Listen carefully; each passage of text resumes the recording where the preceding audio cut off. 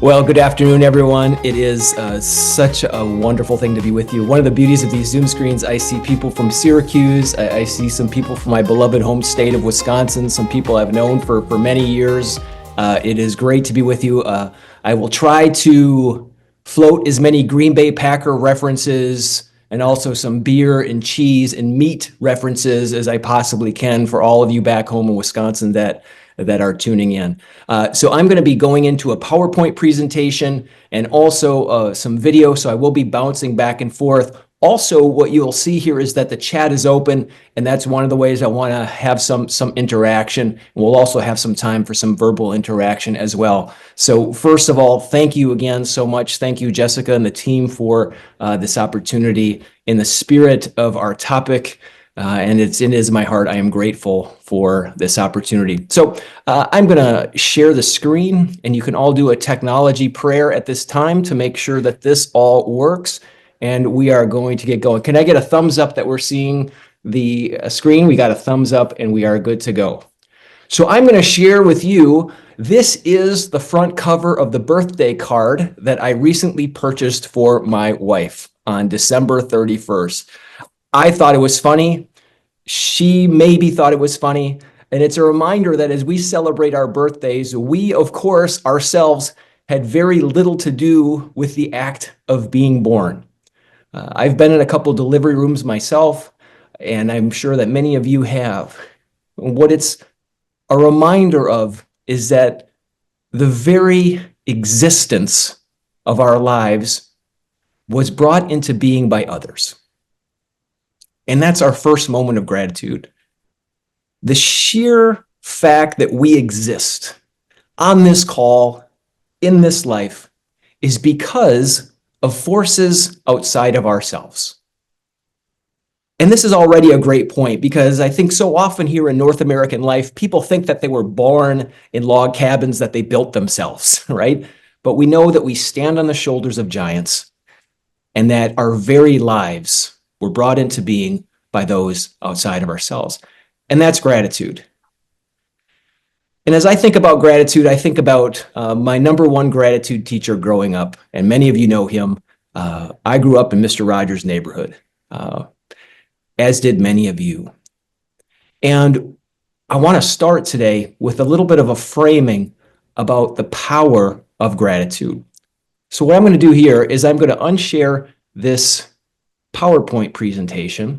And then what I'm going to do is I'm going to bring up a bit of a brief video, and hopefully this will work. Give me 1 second. Ladies and gentlemen, the best neighbor any of us has ever had, Fred Rogers.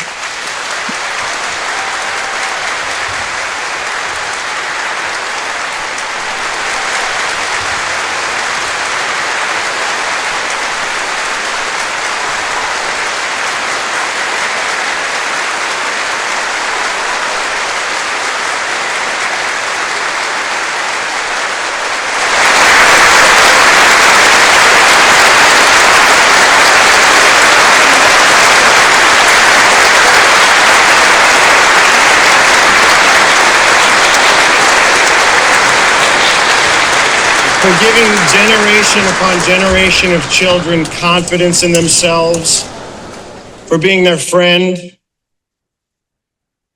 for telling them again and again and again that they are special and that they have worth. It is my honor, on behalf of everyone here and on behalf of the millions of children whose mornings you have brightened with your kindness, to present you with this Lifetime Achievement Award.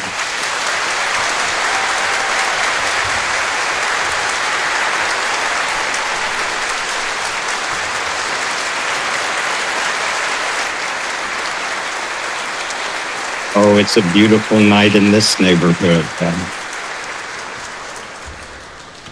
So many people have helped me to come to this night. Some of you are here, some are far away, some are even in heaven. All of us have special ones who have loved us into being.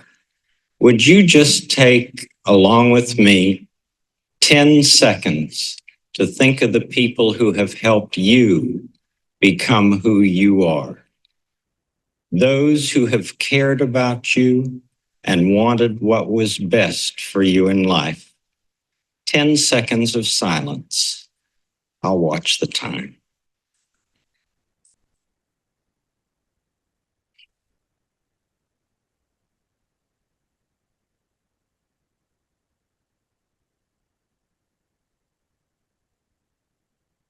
Whomever you've been thinking about, how pleased they must be to know the difference you feel they've made.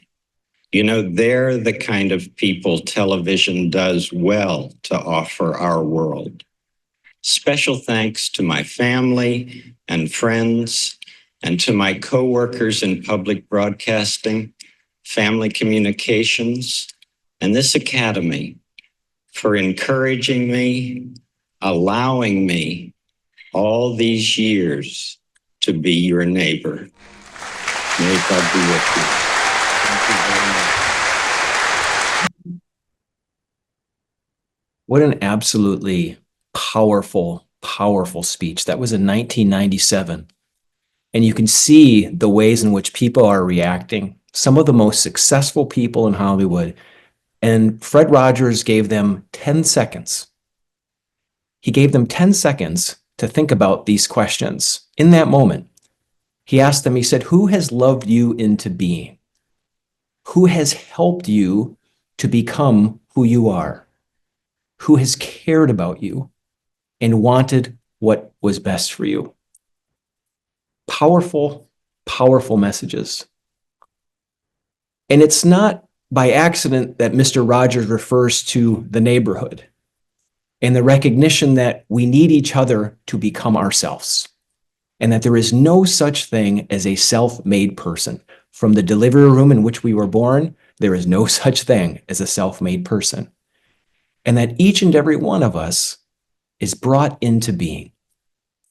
So as we start this time together thinking about gratitude, I'm going to invite you, just as Mr. Rogers did at the Emmy Awards in 1997, why don't you take a couple seconds and think about the questions that he just asked? And you see them on the screen. Who has loved you into being? Who has helped you to become who you are? Who has cared about you and wanted what was best for you? If you feel so comfortable doing so, put their names in the chat. And just like Mr. Rogers watched the time, he gave 10 seconds. I'll give us a little bit more than that, but I'll watch the time and let's go for 20. And please feel free to put it on in the chat. That'd be a lot of fun. 20 seconds.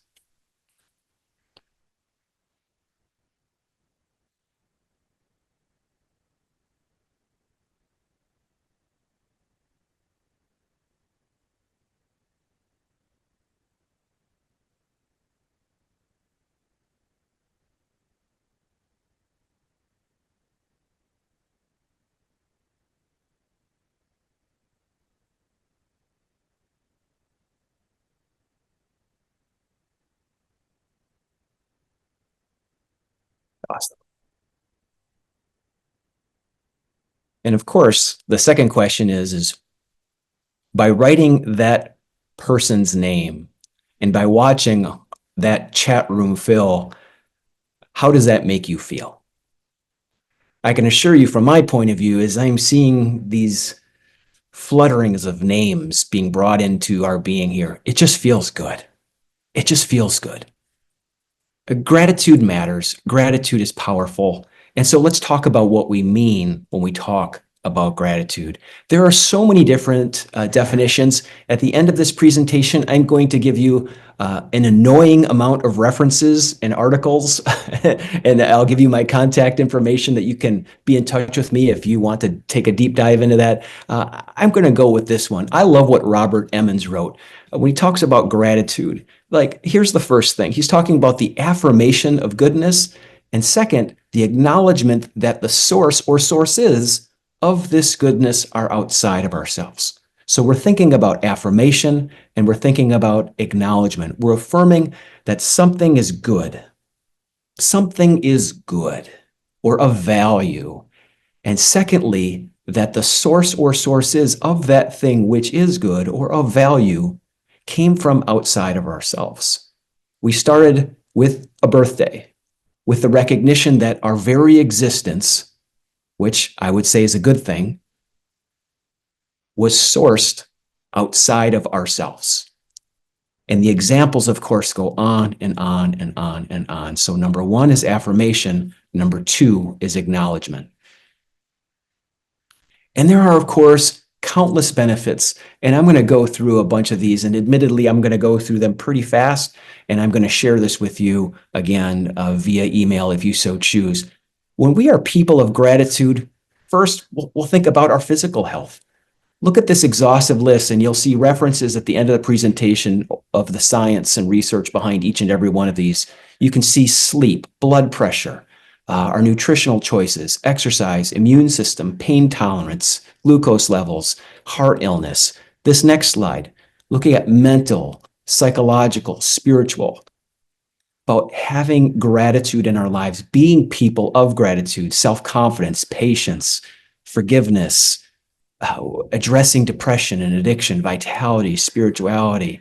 Here's another slide on our emotional well-being, thinking about mood and grief and memories and happiness. Another positivity around gratitude is our romantic relationships, friendships, families, social circles. I'll give you another one. Even in our workplace environments, employee retention and productivity, relationships, conflict, and so on, and so on, and so on. And here's where it comes together in terms of our summary slide, and I'll pause for a moment here. By practicing gratitude, and as a result, by being grateful people, the benefits are life-changing, from our physical health to our mental health, emotional, social, professional. And this is only the start. And what I can imagine is that each and every one of you has experienced the positive benefits of gratitude in your life. Why don't we put some of those in the chat? Which benefits of gratitude have you experienced? I'm going to open up my chat as well. Let's type them in and see what we got here. What benefits of gratitude have you experienced? Let's have some interaction here. Thanks, Dante. Better mood, being able to sleep. I see calmer, healing, being more grounded, more positive outlook, spiritual peace. Thanks, Rick. Great to see you. Perspective, feeling grounded. Thanks, John. Thanks, Pam. People willing to engage with you more. Yeah. Let's keep it going. We can see from this crowdsourcing exercise, if you will, is there's an exhaustive list. And part of our goal here is to bring this list into being so that as we are reminded of the benefits of gratitude, we can become people of gratitude. So why don't we do this is, of course, the question. I just showed 6 slides that talks about all these different benefits, and now you just crowdsourced in the chat. It just seems like a no-brainer, right? With all these different benefits of gratitude, the question becomes, why do we not practice gratitude more often? And I'm going to start my list. I think that some of the barriers to gratitude, we're thinking about negative thought patterns, chronic stress, perhaps lack of time, unrealistic expectations, comparing yourself to others, perceived lack of control. Why don't we start putting those in as well? And share in whatever way you feel comfortable. I am a confidential resource, but the other people on this call are not, so please share wisely. What do you perceive as barriers to expressing more gratitude in your life? I listed a couple there. We've got 6. Let's see, a couple more. Cal, focused on what's not going well. Great to see you, Cal. Carl, it's fear of rejection. Thanks, Nadine. Great to see you. Focus on what stresses us. David, overthinking. Yeah, join the club. Difficulty, stress. Yeah, oh gosh. Oh, self-absorption, work stressors, lack of time. Thanks, Joan. Great to see you. Too much going on. Thanks, Christy. Melissa, habit. Yeah. Oh, this is great. Got like a little support group going on here. This is wonderful. There are countless barriers, as we've just identified here in the chat as well, that often prevent us from expressing that gratitude. And as a result of that is being more grateful people.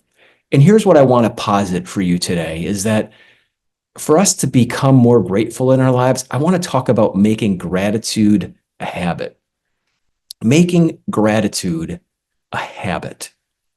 And what do I mean by that? What I mean by that is every opportunity I get, I share with you one of my favorite books, and this is it. It's called The Power of Habit by Charles Duhigg. And he leans into this Aristotelian idea that we are what we repeatedly do. Or in other words, for those of us that grew up loving sports, we were told that practice makes perfect, which of course is utterly untrue. Practice does not make perfect. Practice makes permanent.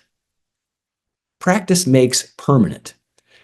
So one of the key pieces here as we think about gratitude is placing what I'll say is discipline over motivation. What do I mean by that? Many of us like to write thank you notes. One of my habits is to write thank you notes each and every day. I promise you that I do not wait to feel grateful for then to write a thank you note. I don't wait for the motivation to then do the action. But what's really remarkable is that by doing the action, the attitude can come after the fact. But it starts with the discipline and the practice and the habit. And we'll get into a little bit more of this as we dive into this here. One of the things that's brilliant about the book, The Power of Habit, is right here. I'll call this really the central argument of the book, is that the idea that we don't really extinguish habits, but we transform habits. And this is important because 40% of what you and I do each and every day is the product of a habit. If you don't believe me, think about the first 3 minutes of your day today. I would be willing to bet that the first 3 minutes of your day today probably look similar to what your 3 minutes looked like yesterday. I was speaking at a church this past Sunday, and I'm willing to bet that the folks that were sitting in the third row have probably been sitting in that third row for a long time, right? Habits. 40% of what you and I do each and every day is a product of a habit where our brain creates these neurological shortcuts for good reasons, so that we're not stopping, pausing, and having to go through a decision-making process every time we got to grab the toothbrush. We just do it. We're efficient with it. Our brain is literally on autopilot so that we can get through the day more effectively and more, of course, efficiently. The issue is that our brain is on autopilot and that it is triggered by a cue, as you can see on the screen, and that cue leads to a routine, and that routine leads to a reward. So for example, when I visit with my students, they often talk about their first 3 minutes of the day. The cue is their alarm clock, and the routine is what I call the death scroll of social media for the first 3 minutes of their day, sometimes more, and just go, go, go, go, go. And the reward in that moment is feeling like you've been caught up or that you're now in the know. And when I ask them, how is that routine serving you? Many say, I'd like to do something different. So the idea is, how can you feel caught up, meaning the reward, with a different routine? Perhaps it's mindfulness, prayer, stretching. It's about being caught up in a different way, being caught up in your own heart rather than being caught up in the world. So the cue doesn't change, which in this case is the alarm clock. The reward doesn't really change because in that example, it's feeling caught up, but the routine changes. And that's the brilliance of the book. It's about controlling the controllables and refocusing your habits. The cue doesn't change, the reward doesn't change necessarily, but the routine does. And this is the way we think about gratitude and being grateful regardless of our external circumstances, which get motivated through our disciplines. What does this look like for us? When we are practicing these habits, our brains become reconfigured in remarkable ways. And as you can see on the screen here, by practicing gratitude habits, it changes our brain chemistry.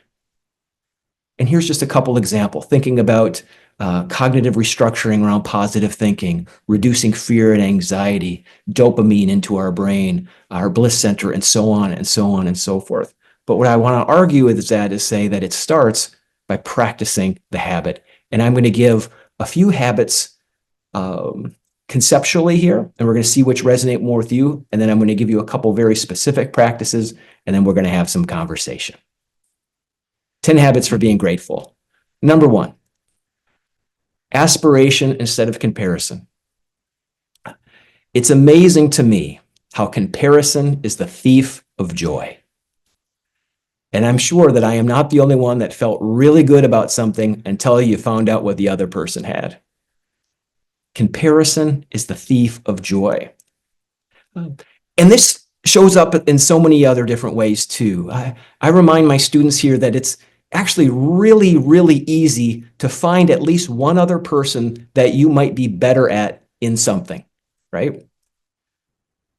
So comparison is not our metric for excellence. Aspiration is our metric. I have students where they can work their tail off, and if they get a B, that is really successful because that's just the best they can do, and I'm proud of them. But when an A+ student gets a B, even that they might have the same grade, we of course cannot evaluate on the same metric. Instead of comparison, it's about aspiration, because comparison is the thief of joy, and aspiration is in many ways a bedrock of gratitude. So habit number 1, aspiration instead of comparison. Number 2, one of my favorite quotes is stop hoping for a better past. Stop hoping for a better past. One of the things that prevents us from having gratitude in our lives is allowing past experiences to live rent-free in our mind perpetually.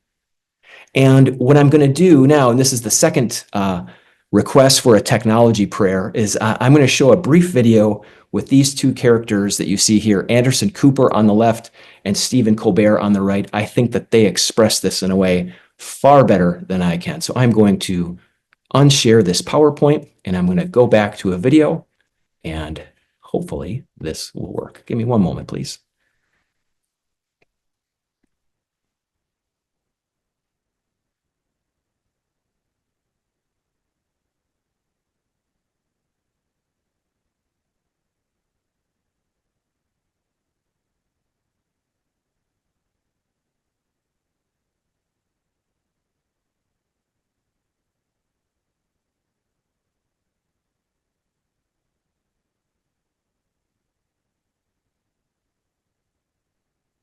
I do 2 things that I love, dancing and dogs. That's all these things. Hi, I'm Ronnie. You told an interviewer that you have learned to, in your words, love the thing that I most wish had not happened. I remember. You went on to say, what punishments of God are not gifts? Do you really believe that? Yes. It's a gift to exist. It's a gift to exist. And with existence comes suffering. There's no escaping that. And I guess I'm either a Catholic or a Buddhist when I say those things, because I've heard those from both traditions. But I didn't learn it that I was grateful for the thing I most wish hadn't happened, is that I realized it. Is that, and it's an oddly guilty feeling. It doesn't mean you are happy. I don't want it to have happened. I want it to not have happened. Right. But if you are grateful for your life, which I think is a positive thing to do, not everybody is, right. And I'm not always, but it's the most positive thing to do, then you have to be grateful for all of it. You can't pick and choose what you're grateful for. And then, so what do you get from loss? You get awareness of other people's loss. Well, that's true. Empathy. Which allows you to connect with that other person, right. Which allows you to love more deeply and to understand what it's like to be a human being, if it's true that all humans suffer. Right. And so at a young age, I suffered something so that by the time I was in serious relationships in my life with friends or with my wife or with my children, is that I have some understanding that everybody is suffering, and however imperfectly acknowledge their suffering and to connect with them and to love them in a deep way that not only accepts that all of us suffer, but also then makes you grateful for the fact that you have suffered, so that you can know that about other people. And that's what I mean. It's about the fullness of your humanity. What's the point of being here and being human if you can't be the most human you can be? I'm not saying best, because you can be a bad person and a most human. I want to be the most human I can be. And that involves acknowledging and ultimately being grateful for the things that I wish didn't happen, because they gave me a gift. Well, one of the things my mom would often say is that Powerful. I'm going to go back to the PowerPoint here.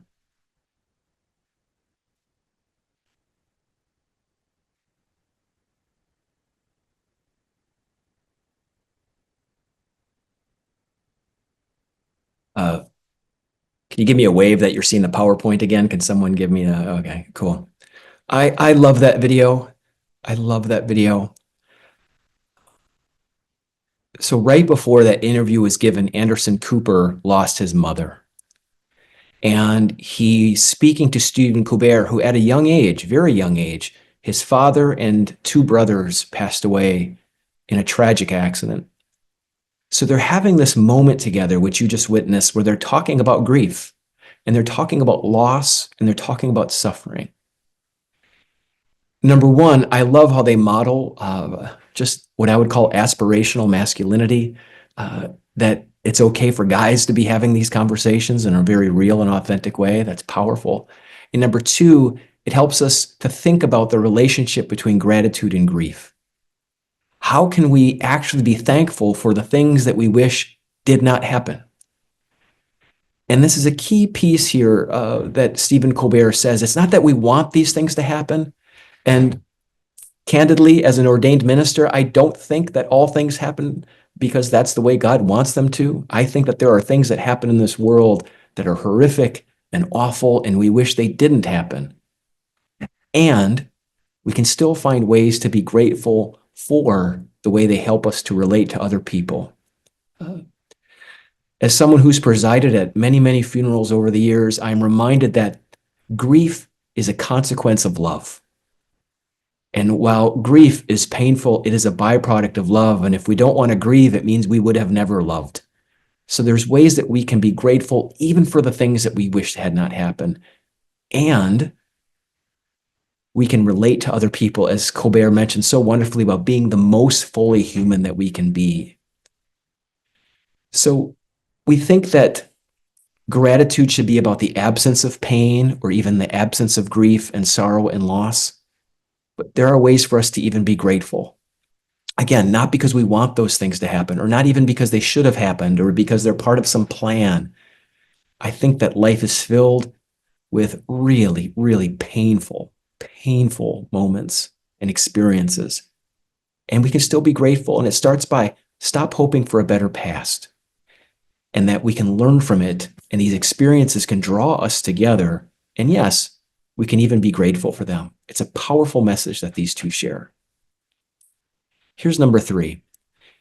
It's called reflect, don't react. Reflect, don't react. My wife's father, someone that I'm so grateful for, is also a Lutheran minister like me, and gave me one of the greatest pieces of professional advice. He said, Brian, don't push send when you're angry. Helpful advice. Don't push send when you're angry. And I've learned to think about that. Sometimes you just need to count to 5.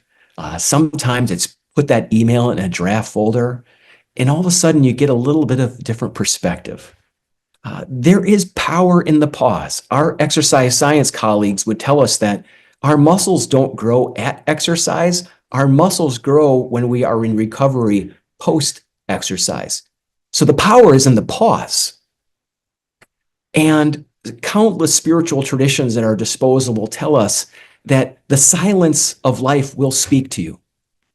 The silence will speak to you. At the onset of this presentation, I gave you 20 seconds to think about someone who has blessed your life. Maybe you would have thought about that person anyway today. Maybe you wouldn't have. But even given 20 seconds to reflect on who has loved you into being, that silence spoke to you, and I hope it produced some gratitude within you. So reflect, not react. Embrace the power of the pause. Embrace the power of the pause. It's powerful. That is where growth comes, and that is where gratitude emanates from. Number 4, invest in friendships. Invest in friendships. I was reading recently about longevity, and they said one of the most important things a doctor should prescribe is friends. Friends. And those of us with really busy personal lives, sometimes we take our friends for granted. Sometimes we cancel those appointments that we have with a friend because we have a work responsibility. Perhaps we need to get more in the habit of canceling some of those work responsibilities to make time for those friends. Those friends are with us. And when I say invest in friendships, I also want to make a key point here that many of us in our professional lives have lots of deal friends. They're friends of convenience. They're people that we need for professional advancement. I'm not talking about deal friends. I'm talking about real friends. Where I grew up in Amherst Junction, Wisconsin, I think my parents are actually on this call. Mom and Dad, if you're on this, please just stay out of the chat. Please don't share anything no secrets on this call. I think about those friends of mine that I've known since kindergarten. And the singular thing they care about me is that I'm doing well. That's it. Those are real friends, not deal friends. And one of the ways we emanate gratitude in our life is by investing in friendship. And it's an investment. It's an investment. When we say about paying attention, that's a payment. And like any budget that we might have financially, we also have an attention budget. So paying attention and investing in our friendships and making that a habit, I promise, gratitude will come out. Anticipation instead of expectation. This is key. Expectation is often the birthplace of entitlement, where we expect things to happen rather than anticipate things to happen. Entitlement is real dangerous when we just expect things rather than anticipate things.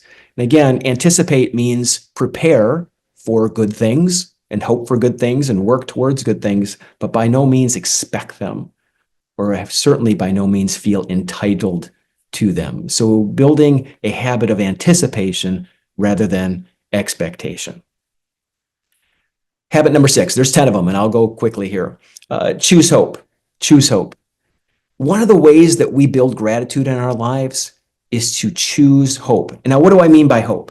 But sometimes people think hope is the student who has not studied all semester long, and the final exam is tomorrow. They take their book, they hug it, and they say, "Oh Lord, I hope this goes okay tomorrow."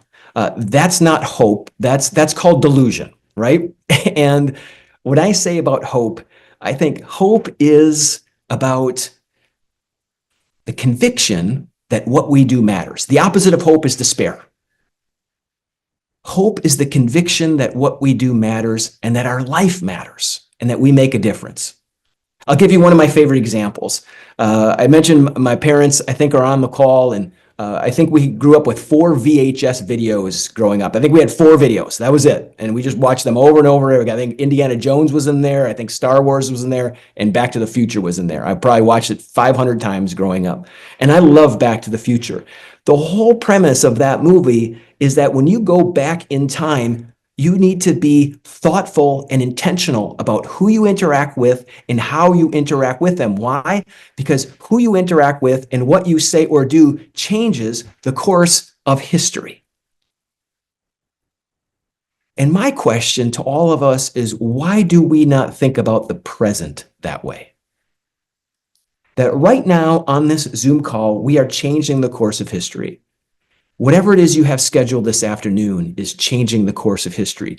That person that you're thinking of reaching out to, that project that you were working on, whatever it is, that changes the course of history. And we are not just simply observers in our existence, but we are authors of our story.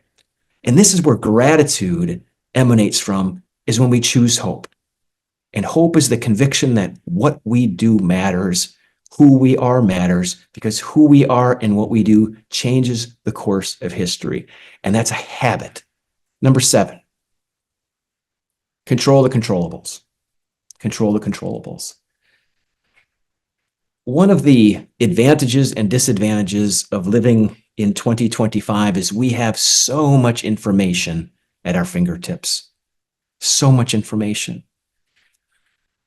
And one of the consequences of having so much information is that the border between our circle of concern and our circle of control gets blurred. Our circle of concern might be really, really big. Our circle of control is much, much smaller. And much of the barriers to gratitude are when we try to control things outside of our circle of control. And having a greater understanding of this might be my circle of concern, but what's my circle of control? And by focusing on our circle of control, gratitude can emanate rather than the anxiousness and despair of trying to control things that we just simply don't have any control over. So habit number 7, control the controllables. Number 8, serve instead of being served. Serve instead of being served. I had the good fortune of going to Viterbo University in La Crosse, Wisconsin, which started the nation's very first master's program in servant leadership. Master's program in servant leadership. Wonderful. They started about 25 years ago. And one of the brilliant things about Viterbo and the Franciscan tradition there was teaching us servant leadership and how it is that we give ourselves for others and pour ourselves into others. And when we embrace life with a posture of servant leadership and serving instead of being served, that reduces, again, our expectation and rises our level of anticipation. And in doing so, gratitude emanates. So habit number 8, serve instead of be served. Number 9, make yourself small to make your impact big. Make yourself small to make your impact big. This picture is a reminder that while each and every one of us is special and wonderful, it's a big old universe out there.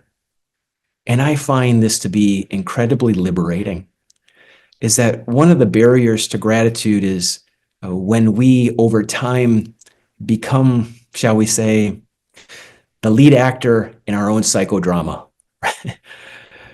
And by making ourselves small helps our impact to be big. That, yeah, you're special, you're wonderful, you are the only you. And there's 7 billion other people on this planet alone, and far, far, far more. And having a posture of perspective, of making yourself small, helps make your impact big.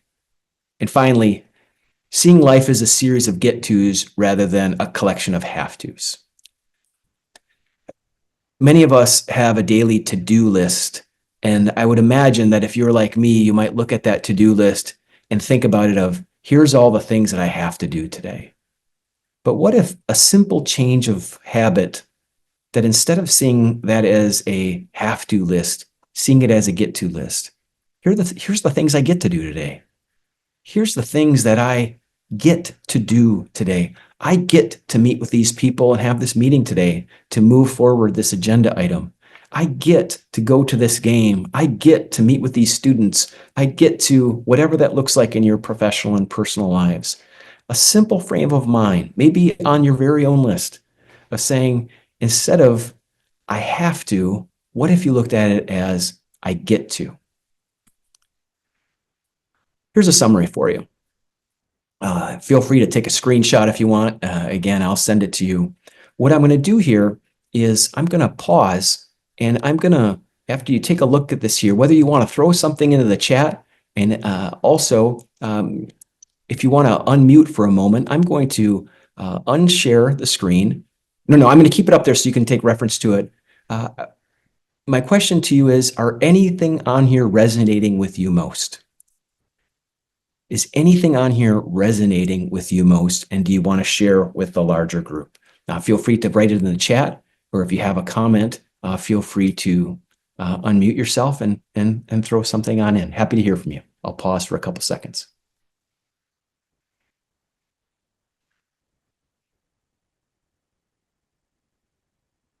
Dante, please. Hey everyone. First of all, Brian, it's awesome to be in space with you. I want to just give you some gratitude right now. That gratitude practice that you talked about, you told me you did that years ago, and I just want to witness that. Something that's written with me. All these are really good. Number 6 is something that I'm really thinking about now. Choosing hope. If you are a reader or a follower of Brene Brown's work, she talks about in her work around hope being a cognitive process, not an emotional one. And so normally when we talk about hope, we talk about it in the scene like, I'm feeling hopeful. And she's like, no. Hope is something that you can legitimately inject into your life. And so coming to things like this is actually you injecting hope. It's actually making you feel more hopeful. It's not something that you just wake up and be like, oh, I'm feeling hopeful today. And so like choosing hope is, kind of important because our world, you wake up in the morning, the hope and the reason is not to find hope. And so that is really resonating with me right now. I give one more example on, MLK Day is on Monday. I hope y'all celebrate. And you get a choice there to decide what you're going to be doing on MLK Day. I'll leave it at that. Let you read into it. Happy Wednesday to y'all. Dante, great to see you. Dante Curtis is a former student of mine at Gustavus Adolphus College in St. Peter, Minnesota. Dante, so good to see you. You look great and you sound great. God bless you. Me too. Anyone else? This is great. In the chat, thank you so much. I love what you've written in the chat. I'm going to keep these. It's wonderful. I've given you 10. So many of you are adding some different pieces in here. Just wonderful. Anyone else that wants to share anything verbally for the group? Which of these habits resonate with you most? I mean, I'll echo Dante. Hope was the one that resonated with me the most. It's even at some of my worst and challenging times, that's when it's almost, I don't want to say one of the easier ones, but if I can find a moment of clarity that makes me hopeful, I can shift that faster sometimes than some of the things that might seem easier on the list, like try not to compare. Sometimes that's harder for me to do, but sometimes at the moments of greatest struggle, if I can find the tiniest bit of hope, I can turn things around. Oh, thank you so much, very much. I see one more hand. Sandra, please. Yes, good afternoon. This is just amazing. I thank you so much for this. Thank you. Two resonate with me. One, the most prevalent, I think, is reflect, not react. It's something I do, and I have a pause in front of me that I remind myself when I look at. But a real quick story, I had a colleague many years ago who I listened to typing something on her computer, and the keyboards were flying in email. And when she was done typing, all I said was, don't send that, because I could hear just by the strokes that it was something outrageously awful. And she thanked me later on. So that really just brought back a fabulous memory. Thank you. Oh, that's great. That's great. That's great. Yeah. Don't push send when you're angry. I think don't send that. Oh, that's wonderful. That's wonderful. Oh, thanks so much. I mean, what you've written in the chat too is wonderful. It's really a crowdsourcing exercise. Again, I've written 10 here. There's so many other ways. And again, when we're thinking about these as habits, again, as a reminder, these rewire our brains. And one of the things we think about is, again, if 40% of our lives are the product of a habit, that's powerful. And this can go into so many different parts of our lives. When we think about exercise, we think about reading, spiritual practices, dinner date with your spouse on a certain day in restaurant. These things become a part of your routine, and you can use those neural pathways to your advantage. It's about, again, what Aristotle had said, we are what we continually do. Why? Because practice doesn't make perfect, practice makes permanent. And by starting with some broad sense of habits, then we can start digging down into some details. And what I'm going to do is I'm going to share with you two that I have found to be helpful in my life. I'm thinking about sometimes these presentations can start really lofty with various concepts and all sorts of different pieces, but I want to really try to bring this into a practical reality. And here's one that I'd love for you to try out. So there's a gratitude bank and a gratitude letter. You'll see here, a gratitude bank is when twice per day you write down something or someone you are grateful for and place the note. It can be a note card, a piece of paper. I like note cards, as you can see on the top. And this is important. It's a clear jar, a clear jar. Why? So that you can see what's in it. A clear jar. I like thinking about the first thing I do in the morning and the last thing I do at night. Again, it's about writing it down. And I won't bore you with the science of this, but I really believe in everything we've learned about what happens in the brain when we pull out a writing utensil and we write it down on a physical something. This isn't an online gratitude bank, not a digital Word document in your computer, but it's an actual physical clear jar and it's actual pieces of paper. Your brain registers that documentation in a far more sustainable way.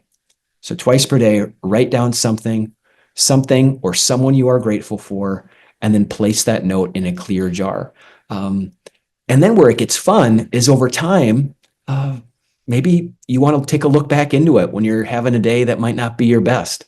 Or if you're in a situation where there's multiple people living in your household, as long as there's a sense of agreement, maybe you have one big family gratitude bank, or maybe if you have two people in your house, you each have individual gratitude. Whatever it is that you want to do with it. Maybe you want to, for example, I have my spouse and two children. Maybe we share. If we have, this one's just for me. If we were to share, what if I was able to pull one out and see what my son was thankful for or what my daughter was thankful for? There's all sorts of different ways that you can experiment with a very simple concept of the gratitude bank, of having a specific, tangible practice that in this case, first thing in the morning and the first thing or the last thing in the evening by practicing gratitude.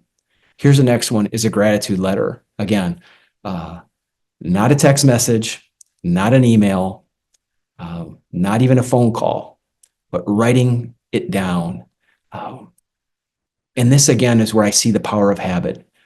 For those, my colleagues here at Syracuse, just know that I write thank you notes every single day. I write 2 in the morning, and then I write 2 at night, Monday through Friday, every single day. And I promise you that I don't wait to feel grateful to write those cards. I do them so that I will feel grateful when I'm done writing them. 100% of the time, I feel better after I've written those notes. And I keep a running list and making sure that I write those. And it's by taking the time to handwrite them, send them off in the mail. And as you can imagine, people love receiving them. They love receiving them. And over time, what I find too is send them to people who didn't expect it. You know, the people in our world who are often not seen or oftentimes not heard, those unsung heroes that are just doing good things and being good people each and every day.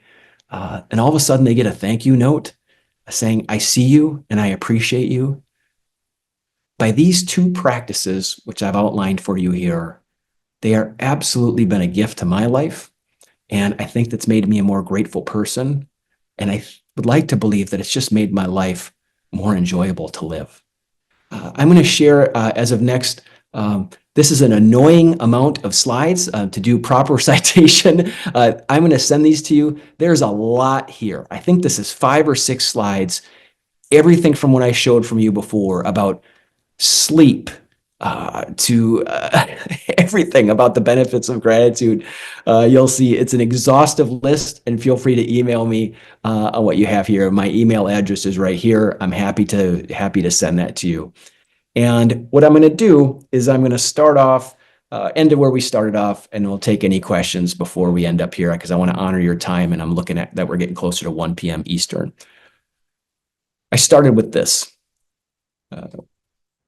that when I think about our own time on this earth, we, of course, we're not in control of the moment we were brought into this earth. Someone else did that for us. However, we can help bring life to other people by the way we show up. And I think that that's the lesson of Mr. Rogers at the beginning. What a beautiful message he shared about we're all in the same neighborhood together. And how do we make it a beautiful day in the neighborhood? It's about being someone that brings life for others. For those of you that were with us right at the beginning, you'd have seen that speech he gave at the 1997 Emmy Awards where he invited the audience to pause and to think about someone who has loved them into being, someone who has cared for them. As we conclude today, I'd like us all to consider, what if someone somewhere else was doing a presentation like this?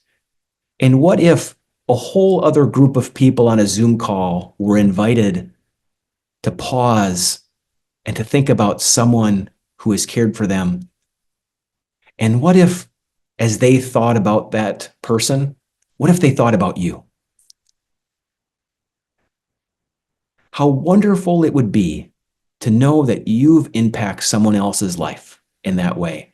That if someone somewhere else were to pause for 20 seconds to think about the blessings of their life, that they thought about you. And perhaps that's a great place for us to stop today, is a reminder that each and every day we have the opportunity to be the highlight of someone else's day. That when someone else is doing a gratitude practice and when they're giving thanks for someone, I'd like them to write your name. And I'd like them to think about something you've done. And you can be a blessing to their life. And you can bring life to someone else's day. So I want to thank you for your time. I'm going to unshare my screen and bring us back here. I'm going to read into the chat and to see we've got about 4 minutes. And if anyone has any questions, comments verbally or in the chat, I see iPhone. I would like a copy of the slides and the recording if possible. Yeah, I think I'll work. Jess, I'm looking at you. I'm sure there's a way that we can do that through your office. I'm sure that we'll make that. I got a head nod. Okay. Other questions, comments, thoughts? Dante, yes, please. Yeah. Brian, again, thank you. I want to add one thing to this, friends. I was recently listening to a podcast around healing from anxiety, and this medical doctor talked about how we need to get into our bodies around healing.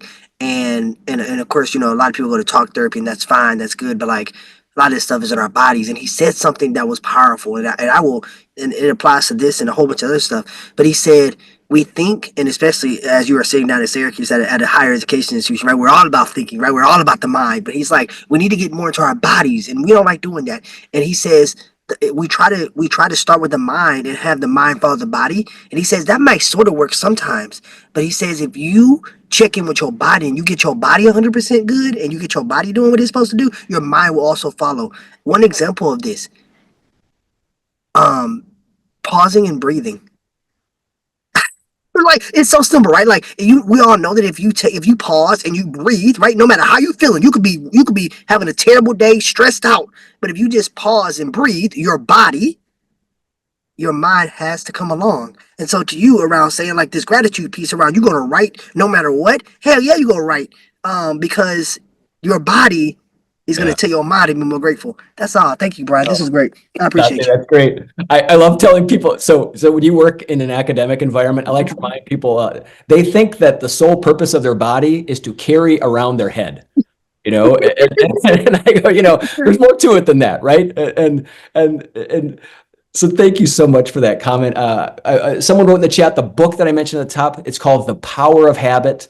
By Charles Duhigg. I think someone else wrote in the chat, there's another great book called Atomic Habits, which is very good as well. The one that I mentioned is called The Power of Habit by Charles Duhigg. I think it's wonderful. And again, so